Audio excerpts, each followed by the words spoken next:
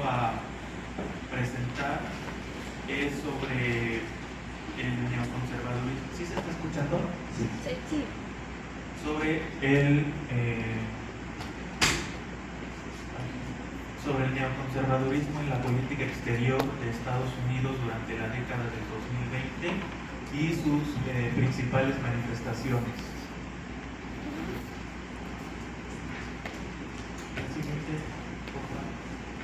Ahora, empezando con qué es el neoconservadurismo en Estados Unidos,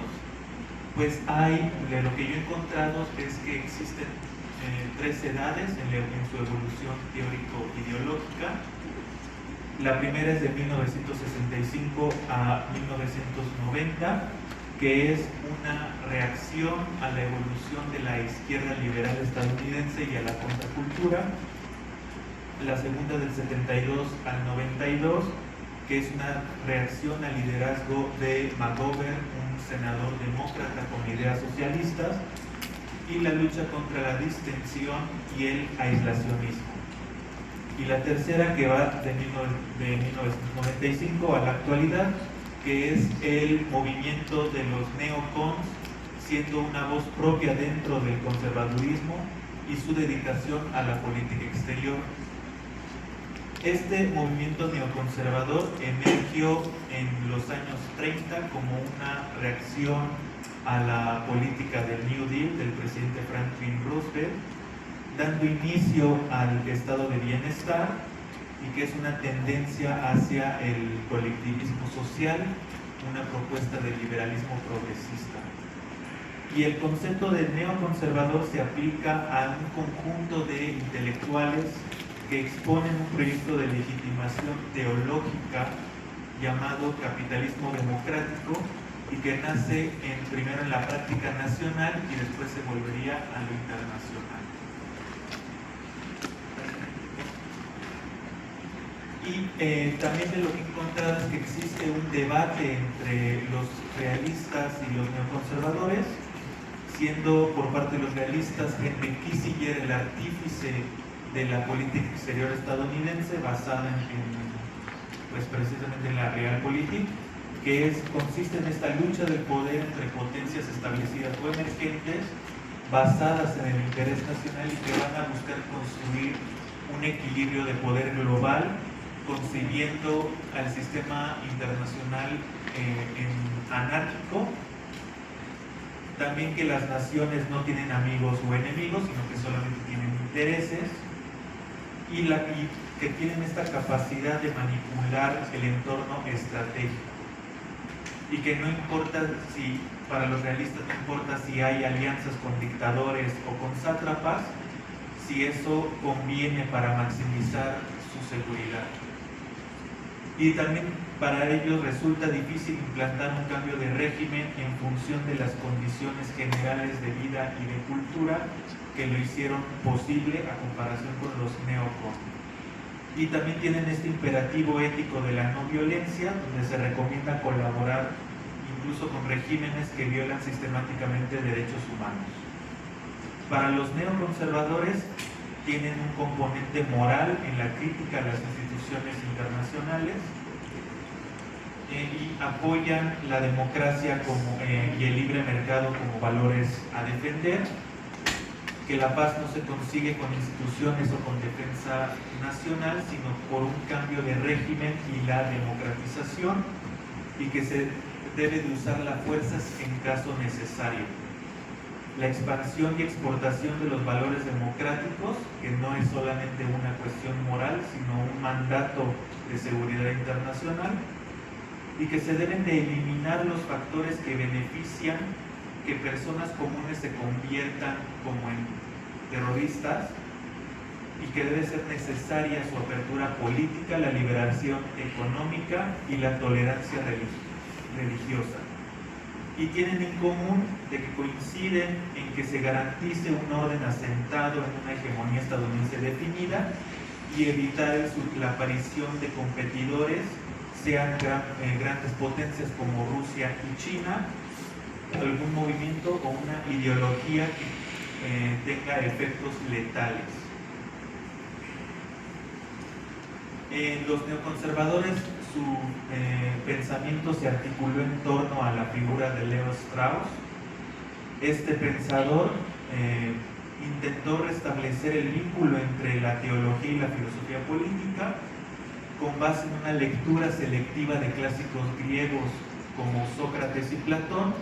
autores de religiones monoteístas, musulmanes y judíos, como Al-Farabi o Maimónides. Hace una crítica al proyecto de la modernidad cuando ha intentado separar a la religión de los asuntos públicos y que concibe la existencia de una comunidad unida por un dogma de fe o por fuertes valores secularizados en lo que pues, sus líderes dejaron de creer y que aparentemente han seguido defendiendo como una vía única para garantizar su supervivencia y prevenir que la sociedad caiga en anarquía.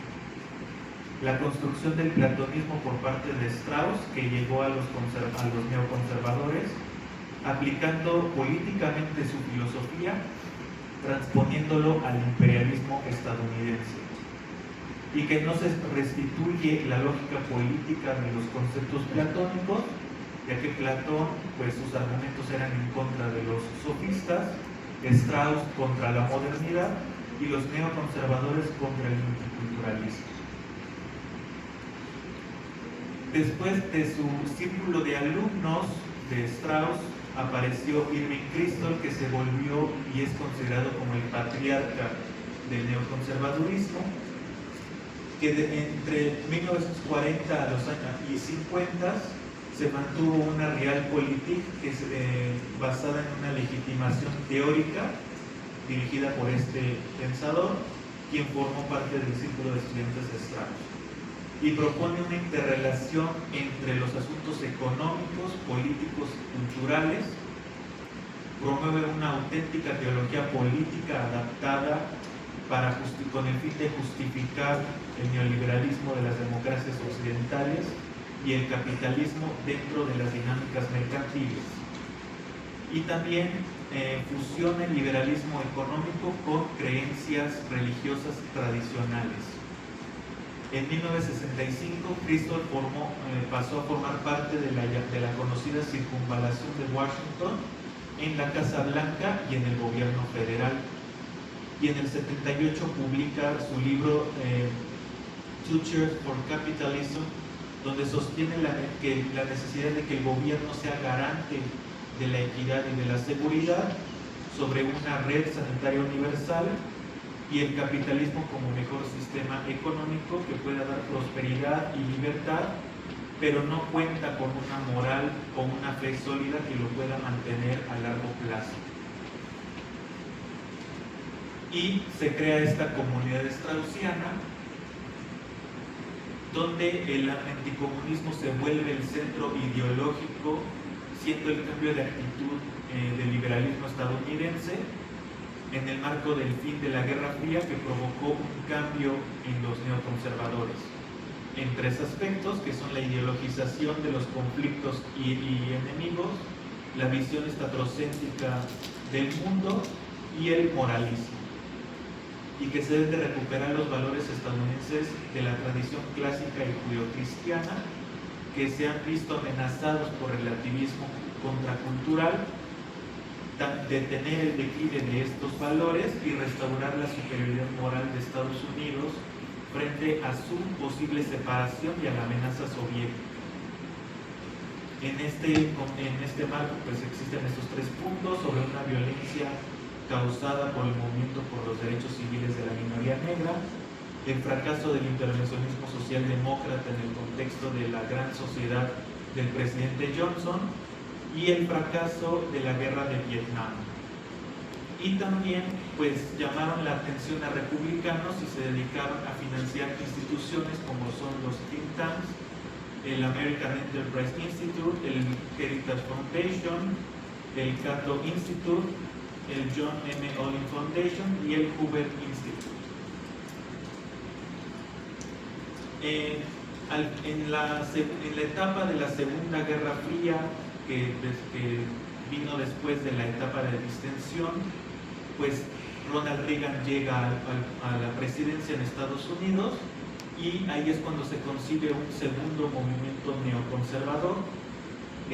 Reagan estableció su política de guerra de las galaxias y también hubo una revolución conservadora en 1980. Y aquí los neocons se van a consolidar como una doctrina y movimiento político, se van a renovar sus postulados para enfrentar los desafíos del nuevo escenario internacional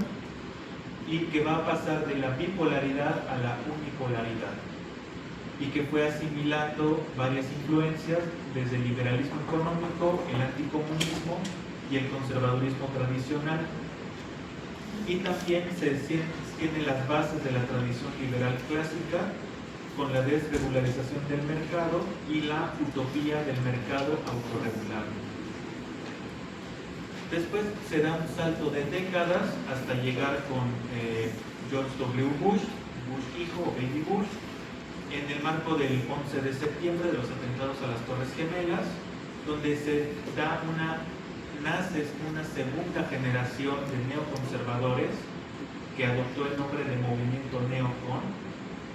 y que Bush va a adoptar la denominación de guerra para hablar del conflicto. Creó la doctrina Bush sobre seguridad para promover la democracia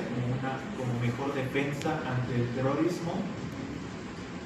para garantizar la estabilidad mundial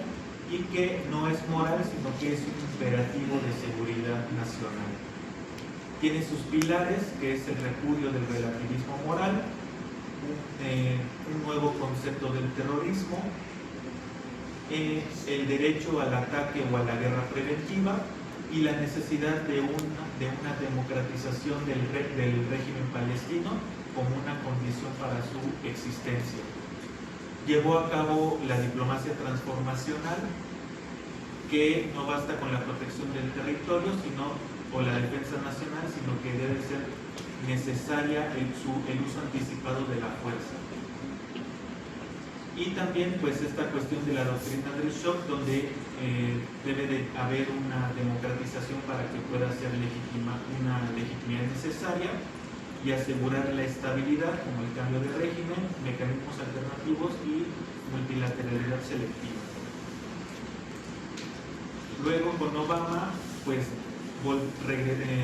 se continúan las intervenciones en Medio Oriente, como el asesinato de Osama Bin Laden en Pakistán y también la intervención militar en Libia, que resultó en la muerte de Muammar el-Gaddafi. Y los neoconservadores van a salirse del gobierno y van a regresar a think tanks y a medios de comunicación que van a criticar la administración de Obama, y que pues medios de comunicación como Fox News pues van a hacer estas críticas, y también del movimiento del Tea Party. Luego Trump llega a su primer mandato, donde pues tiene un proyecto autoritario propio de la época neoliberal, y combina aspectos del fascismo, del bonapartismo y de la plutocracia. Se caracteriza por un nacionalismo autoritario, xenófobo, demagogo, machista, islamofóbico, antisemita y negacionista del cambio climático, y una mezcla del nihilismo, individualismo y la indiferencia por los estragos ecológicos. Y también Trump se va a negar algunas posturas como flujos migratorios, el libre comercio, el respeto a los credos religiosos, la mantención de la hegemonía estadounidense, que va a limitar una hipótesis de guerra y todas las amenazas bélicas, y que busca pedir una mayor intervención del Estado en casi todos los aspectos, y habrá participación de algunas organizaciones conservadoras como comités de acción política, medios masivos de comunicación y donadores.